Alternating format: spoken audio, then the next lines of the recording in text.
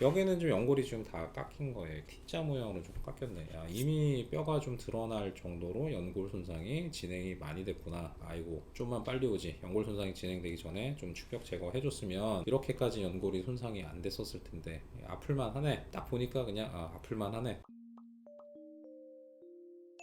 안녕하세요 여러분, 수술을 읽어주는 남자 수익남 닥터 콩깍지 조재호 원장입니다. 오늘은 오랜만에 한 1년도 넘은 것 같아요. 오랜만에 팔꿈치 추벽 증후군 케이스로 좀 돌아왔는데, 제가 얼마 전에 한 두세 달 전인가 팔꿈치 추벽은 아니지만 무릎 추벽에 대해서 한번 얘기를 해봤었거든요. 추벽 수술했는데 왜 계속 아픈가, 내지는 왜 더 아픈가, 그거에 대해서 얘기를 해봤는데, 제가 그때 뭐라고 얘기를 드렸냐면, 추벽이 오래되다 보면 연골이 손상이 될 수 있고, 그 연골 손상이 어느 정도 회복되지 않고서는 통증이 좀 확실하게 좀 가라앉지 않을 수도 있다, 그렇게 얘기를 좀 드렸어요. 근데 그 추벽이 사실 무릎에서도 연골 손상을 일으킬 수 있다 그러면 팔꿈치에서도 연골 손상을 당연히 일으킬 수 있거든요. 제가 1년 전에 그 팔꿈치 추벽 증후군 케이스에 대해서 얘기를 할 때도, 연골 손상이 되기 전에 웬만하면 좀 통증이 있다 그러면 그냥 빨리 제거하는 것도 좋은 선택이다, 그렇게 얘기를 좀 드렸는데, 오늘이 이제 그런 거를 명확하게 좀 볼 수 있는 그런 케이스예요. 일단 요 분은 이제 37세 남자분이시고, 예전부터 좀 뭔가 팔꿈치 구부렸다 폈다 하면 약간 뚝뚝거리는 느낌은 있었고 좀 불편했는데, 최근 들어서는 이렇게 펼 때가 너무 아프다는 거예요. 팔 펴가지고 이렇게 짚기도 좀 많이 좀 불편하고, 뭔가 문을 밀거나 내지는 뭘 무거운 것 드는 것도 펴서 이렇게 뭔가 하려고 그러면 이제 아프다. 근데 처음에는 되게 팔꿈치 추벽 있으신 분들은 대부분 처음에 이제 상과염, 엘보인 줄 아시거든요. 그래서 여기도 이제 엘보인 줄 알고 여기저기 병원을 이제 갔는데, 치료를 했는데 그다지 좀 별로 차도가 없어, 이상해. 그래서 찾아보다가 이거 추벽 아닌가 하고서는 영상을 보고 이제 저를 찾아오신 거예요. 보니까 이제 그냥 이렇게 눌렀을 때 이게 전형적인 상과염의 압통은 없어요. 상과염 여기 가장 많이 튀어나온 요 부위를 눌렀을 때고, 이분은 여기가 아니라 약간 요 뒤쪽 여기를 눌렀을 때가 좀 통증이 있었어요. 탁 폈을 때가 하면서 좀 아프다. 이거는 추벽 가능성이 있으니까 MRI 좀 찍어 봅시다.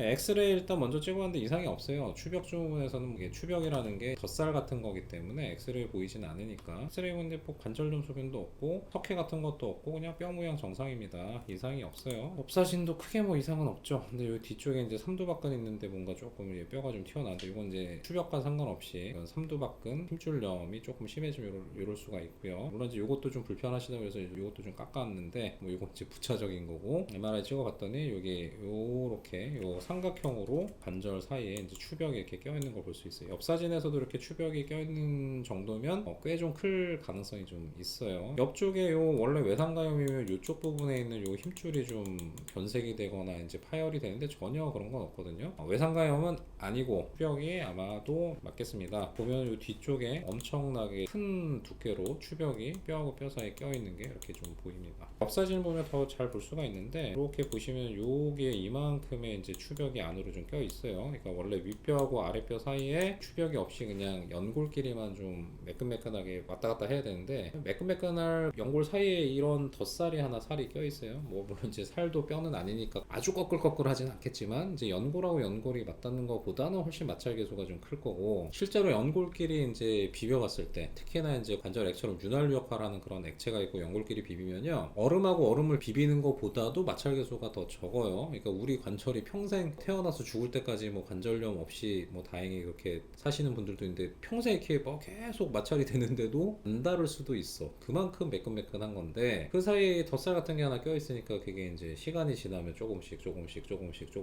연골이 닳기 시작하는 거거든요. MRI로는 그렇게 크게 뭐 연골이 닳고 그런 거는 잘 모르겠어요. 왜냐면 이게 팔꿈치 관절 연골 되게 얇거든요. 무릎 연골의 뭐 한 3분의 1, 4분의 1 그 정도 두께밖에 안 되니까 MRI로는 정확하게 연골 손상까지는 잘 안 보이는 것 같은데, 어쨌든 간에 하여튼 추벽이 상당히 크니까 일단 추벽 제거를 합시다. 이거는 뭐 너무 커서 오래되기도 했고 크기도 하니까 약이나 주사로 뭐 어떻게 할 방법은 없으니까. 그 다음에 삼두박근 있는데 이 뒤쪽에 아까 뼈 튀어나온 게 있는데, 그쪽 근처에 보면은 힘줄 염증도 좀 삼두박근 쪽 좀 있으니까 요거 그냥 톡 잘라내고 삼두박근 뭐 조금 꼬매주든지 그렇게 합시다. 그렇게 하고 이제 들어갔어요. 이게 보시면은 이제 요 부분이 이제 요골두인데, 보면 정상적인 연골은 요골이든 연골이든 뭐 상완골이든 이렇게 하얗게 깨끗하거든요. 근데 보면 요 사이에 추벽이 보여요. 요거 이렇게 껴있는 거. 요 놈이 아까 MRI로 이렇게 삼각형처럼 껴서 뼈 사이에 들어와 있던 그 추벽이거든요. 추벽 이분은 좀 크네요. 이게 앞쪽에도 이렇게 좀 보여요. 보면은 딱 요 추벽이 이제 뼈 사이로 이렇게 좀 껴서 아래쪽 요거를 이렇게 왔다 갔다 할 때 여기서 좀 쓸어 먹을 수 있는, 충분히 좀 그렇게 생겼어. 원래는 이제 앞쪽은 뚝뚝 걸리는 게 없으면 앞쪽은 뭐 그렇게 뭐 잘 건드리진 않는데, 이거는 이제 앞쪽도 좀 제거를 하는 게 좋겠다. 연골이 깨끗한 데는 깨끗해요. 근데 보면은 요골두가 이렇게 좀 돌아갈 수 있으니까 좀 돌리다 보니까 뭔가 이렇게 살짝 파인 데가 좀 보이네. 이거 뭐지? 더 돌려보니까 얘야, 여기는 좀 연골이 지금 다 깎인 거예요. T자 모양으로 좀 깎였네. 야, 이미 뼈가 좀 드러날 정도로 연골 손상이 진행이 많이 됐구나. 아이고, 좀만 빨리 오지. 연골 손상이 진행되기 전에 좀 추벽 제거해 줬으면 이렇게까지 연골이 손상이 안 됐었을 텐데. 아플만 하네. 딱 보니까 그냥 아플만 하네. 그래서 앞쪽 추벽 지금 제거를 하는 거고요. 어느 정도 이제 요골두가 쓸려 먹지 않을 정도로 좀 제거를 하고 뒤쪽으로 들어가요. 뒤쪽도 지금 추벽 때문에 이게 지금 가려서 안 보이는 거예요. 요걸 어느 정도 추벽을 제거해야 이제 뒤쪽 관절이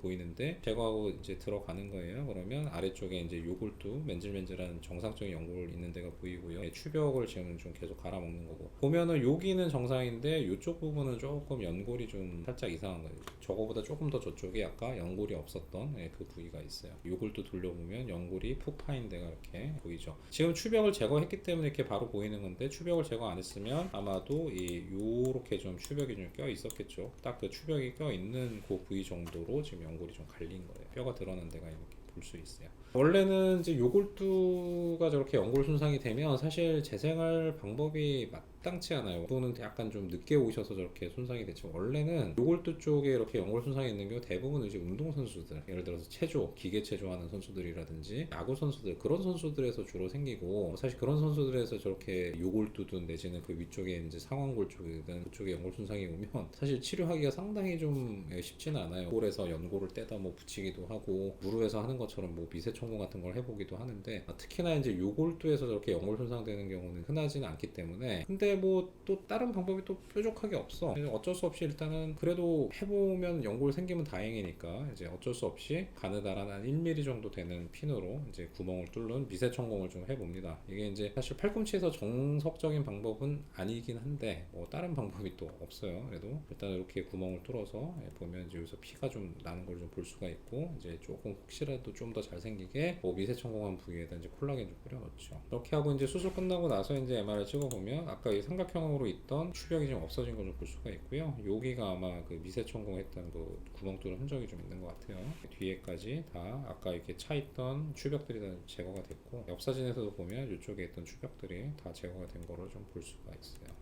오늘은 팔꿈치 추벽 증후군에 대해서 얘기를 했는데, 이거는 조금 늦게 오셔서 조금 안타까웠던 케이스예요. 이게 좀만 더 의심을 하고 좀 진단을 좀 빨리 하고 했었으면, 이렇게 연골 손상이 되기 전에 제거를 했었으면 훨씬 더 좋았을 텐데, 연골 재생한 부위가 어떻게 될지에 따라서 아마 이분의 어떤 통증이라든지 호전이 되는 정도가 좀 달라질 텐데 좀 아쉽죠. 연골이 저렇게 망가지기 전에 빨리 왔어서 그냥 추벽만 제거했었으면 훨씬 아마 결과가 좋았을 텐데, 어쨌든 간에 하여튼 지금 현재라도 최선을 다했고 일단 연골 재생술을 하고 있으니 결과가 어떻게 될지는 좀 지켜봐야 될 것 같아요. 그래서 오늘은 오랜만에 이제 팔꿈치 추벽 증후군에 대해서 얘기를 해봤는데, 너무 늦게 치료하면 어떻게 되는지를 좀 극명하게 좀 알 수 있는 그런 케이스였어요. 조금이라도 추벽 증후군 의심된다고 하시면 너무 늦지 않게 MRI 꼭 찍어 보시고요. 보존 치료에 반응을 하지 않는다 그러면 늦기 전에 추벽 절제술 뭐 내시경으로 간단하게 한 10분에서 15분이면 끝나는 거니까 그렇게 해서 연골 손상까지 진행이 되지 않게 하셨으면 이제 좋을 것 같습니다. 오늘 어떻게 좀 유익한 정보가 되셨다 그러면 좋아요, 구독, 알림 설정 3가지 부탁드릴게요. 다음에 더 유익하고 흥미로운 주제로 돌아오도록 하겠습니다. 감사합니다.